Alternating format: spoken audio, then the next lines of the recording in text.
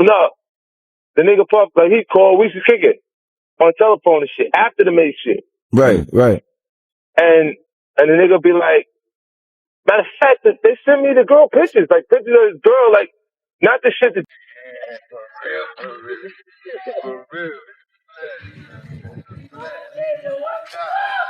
Continuously call Puff gay. Does that affect your relationships in Hollywood? I don't call him gay. I said, Let me read it, Fifth. Oh my God. Sorry I can no longer help you guys. Soon you will all be gay and happy. You are all now left under leadership of Puffy Daddy. Report to the nearest rainbow. Dinner Thieves in theaters January 19th. That's why he says things. He doesn't even know what he's saying is like fruity. You know what I'm saying? Like, the hip-hop community is in shock after explosive footage allegedly emerged involving Diddy and Burna Boy, sparking a wildfire of rumors, silence, and speculation. What once looked like a groundbreaking alliance between the African giant and one of rap's wealthiest moguls has quickly unraveled into talk of manipulation, contracts, and betrayal. Now, 50 Cent has stepped into the conversation, cutting through the noise with his trademark no-nonsense commentary. But this isn't just another celebrity scandal to him. 50 is pulling back the curtain on the darker side of fame, power, and influence that most people in the industry are too afraid to speak about. Weird that the government was so interested in Diddy's baby oil that they took 1,000 bottles away from his house. If the government took 1,000 bottles of baby oil and somebody had things what appeared to be baby oil, and then you have to listen to the prosecutor. He said that they seized 1,000 bottles what allegedly to be baby oil. Allegedly to be baby oil. So that's telling people that it wasn't baby oil. And people think that that was baby oil, they out their mind. I don't believe it was baby oil. Yo, bro, when they went up in there, they knew what they was going to find. They knew what was ever in that baby oil or that those bottles that appeared to be baby oil, they knew about that at first. You got to realize 9 times out of 10, that individual that got caught at the airport, that was supposed to be their carrier, told them what they was doing and what they had. I wouldn't put him past that he told them everything. So when they went up in there, they knew they had to take whatever was out there and that thing that appeared to be baby oil. Before the storm hit, Burna Boy was untouchable, a force rising from the streets of Port Harcourt to the heights of the Grammy stage. His journey felt like prophecy in motion, an artist carrying the pulse of Africa straight into the heart of global music. When he teamed up with Diddy for Twice as Tall, it was billed as the ultimate bridge between continents, Diddy bringing the machinery of the West, Burna bringing the soul of the motherland. The result was magic on the charts, but behind the spotlight, the glow began to dim. Subtle cracks appeared. Burna's interviews carried traces of fatigue and quiet frustration. What looked like a dream collaboration may have come with invisible strings. The very deal that propelled him to new heights may also have taken pieces of his freedom. In the end, he learned what so many stars do, that fame can shine like gold, yet feel like a cage. Any of those come back to be baby oil. Bro, listen to me. Costco don't sell that much baby oil. Where you know sell that much baby oil? Yeah, I don't know any store that sell that much baby oil. I know Costco, they came out and said that they don't even sell baby oil. My sentiments exactly. But you personally, right, what do you believe was in the baby oil? If you ever seen a massage parlor being raided and they walking out the people, do they take the massage oil with them when they go? No, they just walk out the people who are being arrested. If you ever seen a person getting arrested and the people being arrested in those brothel houses, do they take out the stuff in the brothel houses?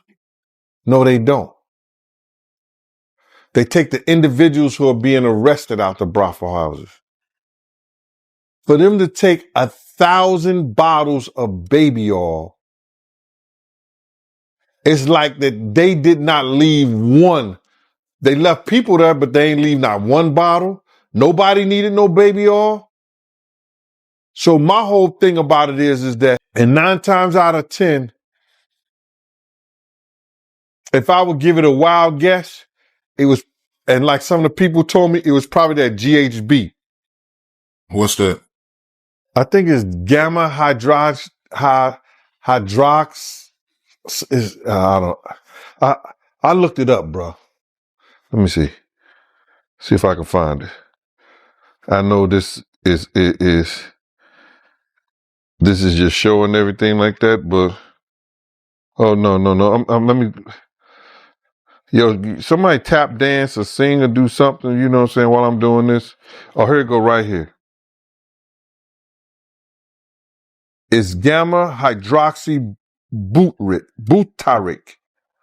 What is it effect on the body? It's a euphoria, drowsiness, decreased anxiety, and memory impairment.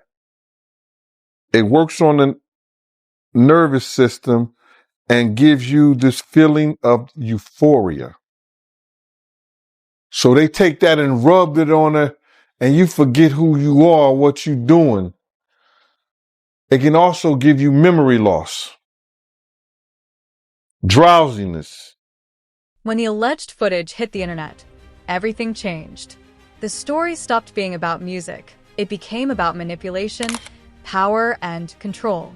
Burna's once mysterious posts about freedom and false kings suddenly felt less like poetry and more like warnings. Fans dove deep, combing through lyrics and old interviews, searching for clues that he'd been trying to speak out all along. Then came 50 Cent, never one to hold his tongue when the industry gets dark. Dropping his take like a verbal grenade, he said, "Asterisk, these dudes out here think they're God when it comes to people's careers." Asterisk, the statement hit hard, echoing across hip-hop circles and reigniting long-standing conversations about exploitation disguised as mentorship. No, you want to sit around and pretend to like bitch. That's what y'all do. And then you get these hard Jocelyn.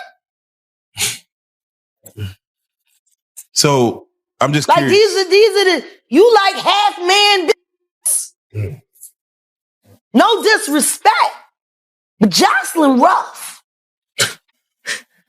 Them shoulders is. And the way she like running up on, I already know she done strapped up on you. Ooh. So Jack, let me ask you. There's one some of the shocking things I hear that mean with a harness. Oh. Okay, not a harness. Yeah. So I gotta ask you this. I'm sure somebody's already asked you this, but have you ever been to a P. Diddy party? Yeah, several, many, honestly. And so, can you take us through like what goes on, like when you were there? What did I say when y'all asked me about why was the TD Jakes at the Diddy party? Yeah. What'd I say? Money and sex. That's it. That's correct.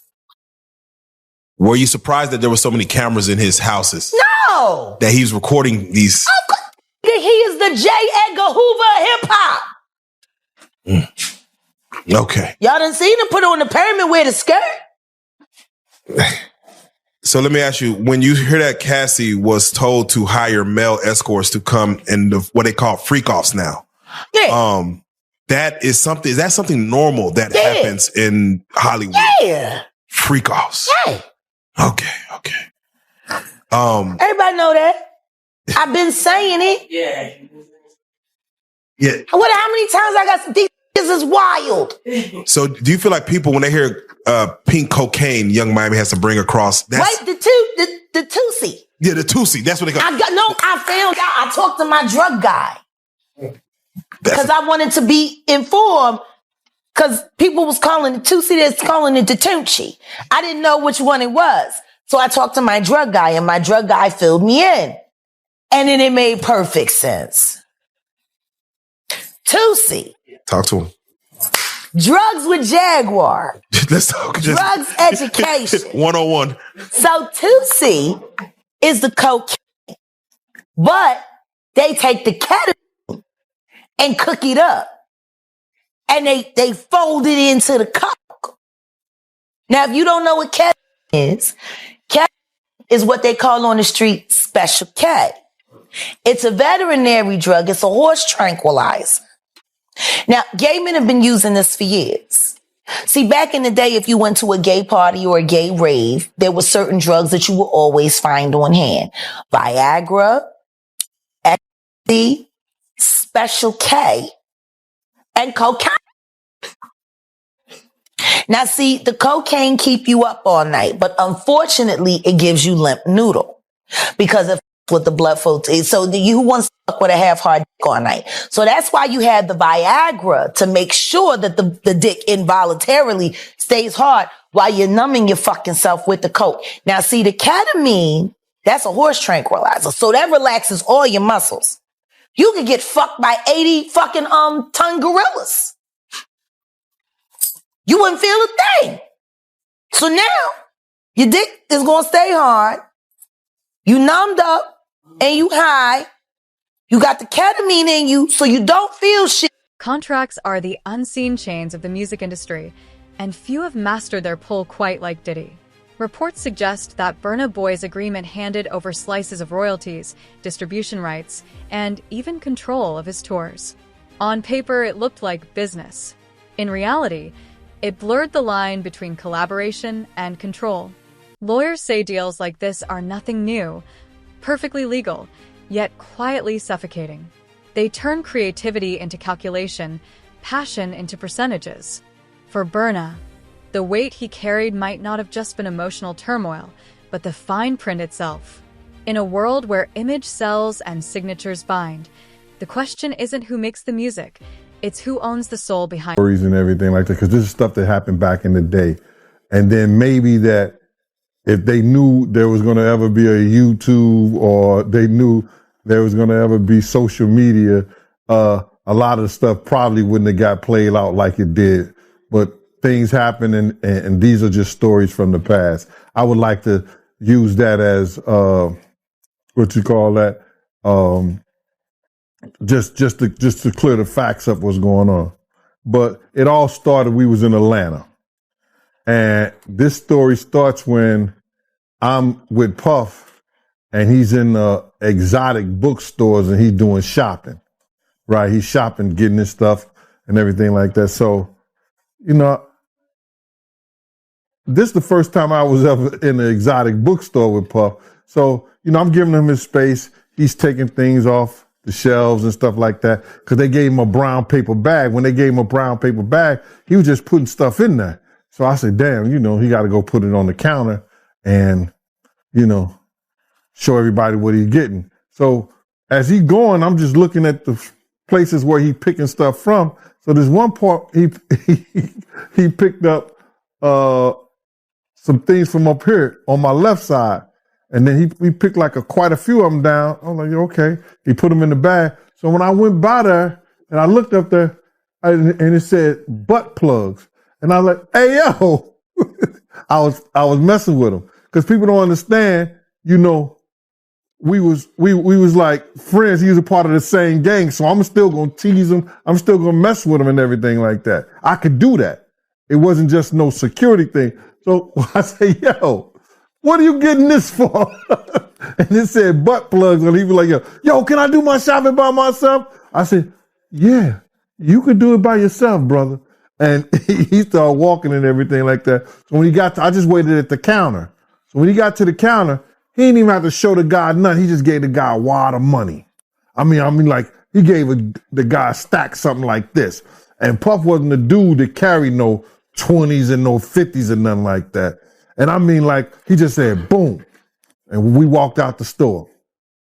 So we had to leave Atlanta and go to North Carolina for a show. You understand? And it was him, this rapper, Sarah, and this other girl. We all got on a G5 jet, and we flew the G4 jet, and we flew to North Carolina. So later on that, I think that afternoon, same day, this rapper and him, they all in the room together. As the controversy exploded, the fan base fractured. Some pointed fingers at Diddy, accusing him of exploiting yet another rising powerhouse. Others argued Burna had turned on the very man who helped elevate him. Then 50 Cent stepped in, tossing gasoline on the fire with a single line. Asterisk, that's why I own my masters. Nobody's ever gonna play me. Asterisk, it wasn't just a jab, it was a lesson. His words exposed a truth the industry rarely says out loud. Mentorship can quickly twist into manipulation, and admiration can turn into defiance in a heartbeat. In hip-hop, every partnership is a chess move, every handshake a negotiation. And when egos clash, even empires can crumble overnight. Then next thing you know, somebody rang the doorbell. We had the presidential suite where we was at. So I opened the door, and the dude said, yo, I'm here for my cousin. I said, who your cousin? And he said, Ja Rule. I said, well, he busy right now. He said, he busy doing what? I said, he with Puff. They're in the room. They busy. They don't want to be bothered. He said, well, I'm going in there. I said, bruh, you ain't going in there because he told me they don't want nobody to be bothering them. And he was like, yo, I don't care, man. I'm going in there. That bull like that. I said, yo, bruh, Jesus Christ had to come down here and take the air out of my body before you get in that room right there. Watch. He tried to bum rush me. I grabbed his and threw him against the piano. When I threw him into the piano, Puff and Ja Rule runs out the room. Puff got his towel, Ja grabbing his towel, but they butt the naked. And so then Ja was like, yo, what's going on? Yo, G, that's my cousin. He know me well, and Puff was like, yo, G, what happened? I said, he tried to get in the room. I told him he couldn't get in the room. And he was like, Puff looked at Ja. He said, yo, Ja said, you ain't want to go in that room because there's a lot of freaking going on. So I was like, oh, he said it was a lot of freaking going on. So that was basically that story, man. You know what I'm saying? They went back in the room. Dude felt a certain kind of way, and he left out. So I seen them at the concert the next day, and they tried to, form up against me. But my man Frank was like, I told my man Frank, I was like, yo, Frank, put yourself in that position. Somebody trying to get in the room, and Ja told you don't let nobody get in the room. What would you do? Now, y'all can do whatever y'all want to do, man, but I ain't taking no losses. He said, yo, you good, and that was it. Bro, when Ja said, you don't want to come up in there, a lot of freaky stuff is going on. You got to use your mind. What they was doing with those butt. The leaked footage does more than spark legal debates. It demands accountability. It forces the industry to ask, what duty do moguls like Diddy truly owe the artists they guide? And when does mentorship quietly cross the line into manipulation? Burna Boy's story captures the haunting contradiction at the heart of fame. The higher you climb, the more pieces of yourself you lose. What looks like success on the outside can, behind the scenes, feel like surrender. All the time he putting a groom in her. Of course he thought it was still gonna work. He thinks he's God. All right. He ain't doing shit. I raped the fuck out of that bitch, put the boots to her last time I seen her. Her and her trainer, boyfriend, husband. I don't get no. So you hear about stories of Diddy like shooting people, blowing up cars. Yeah. Is he this gangster that behind the scenes is that him or is that people Shout out to Wendy Williams, the first woman to uncover the homo thugs. That's what these down low bitches was called when Wendy first started talking about it in the 90s, the homo thug. She talking about Diddy. And then what's the stuff that's happening to Wendy Williams? Do you think this is all connection too? Of course.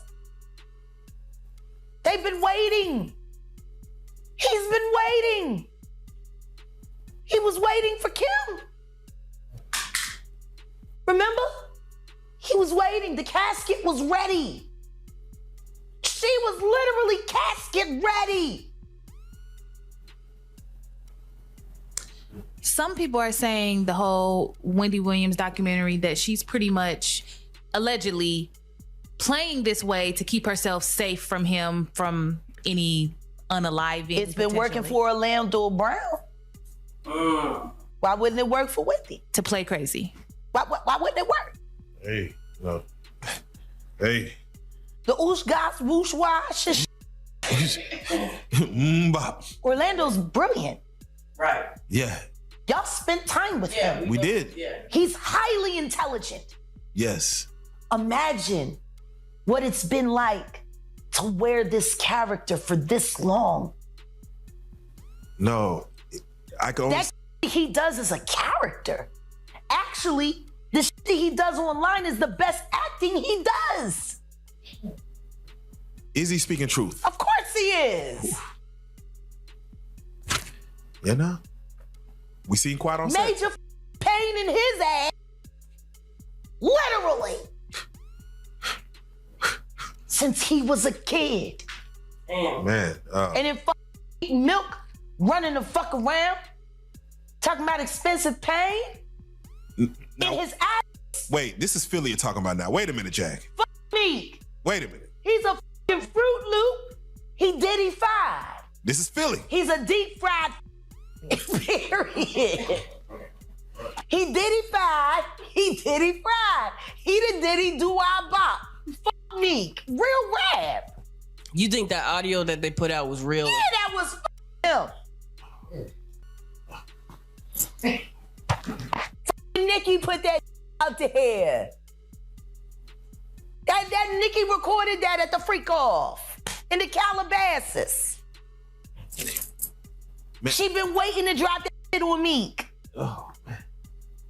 She just wasn't going to tell nobody it was Diddy. But now that Diddy out there, why not? So then who's the guy who's claiming he recorded it? Oh, somebody that got paid? Yeah, he said like I was standing outside the door. Somebody that got paid. Yeah. As the situation unraveled and the glitter faded, it became less of a scandal and more of a warning. A stark reminder that fame without control isn't success, it's servitude. The tug-of-war between power and creativity is as ancient as music itself, but seldom does it erupt so publicly, exposing just how fragile the balance behind the spotlight truly is. They saw what they did to Cassie. They know that nobody in America liked that. So now, these people are represented by a brand. Whether it's something about the music, clothing, movies. They're not gonna come out and speak on nothing that has anything to do with them. And they praying that they not on the tape doing crazy stuff, being oiled up in the whole 9 yards. They praying. So until the feds say, hey, yo, listen here. We got you on, hey, buddy, we got you on this tape. And girl looked like she was pretty young. We're not gonna show it, but we need you to come and testify against Brother Love, P. Diddy, Puff Daddy, you know, Sean Combs. That's when they're gonna start talking. And they're not gonna be talking in his favor. When the feds come to them and show them what they got on tape, because if he had 250 tapes all over, 250 cameras all over the house, somebody got caught stealing a cookie out the cookie jar. It could be your favorite pastor. Amen. Yeah, man. And I know the people in the congregation over there is shaking in their boots because this man then led them probably, allegedly probably led them to damnation because those people's hearts are gonna be broken if that man is seen on those tapes doing anything. Because people always put their faith in the pastor instead of putting their faith in God. And what they need to do is understand that he's just a man. And he has a history. It's not looking too good for him. So you feel like celebs are worried that they might be on tape? Oh, they know. That's why they ain't speaking up or saying nothing. Yeah, I was at a Diddy party, but I know I ain't do nothing. When you don't know somebody's taping you, when you don't know that somebody is videoing you in some kind of form of fashion, you got that alcohol, you got the drugs in you, they're a little loose, bruh.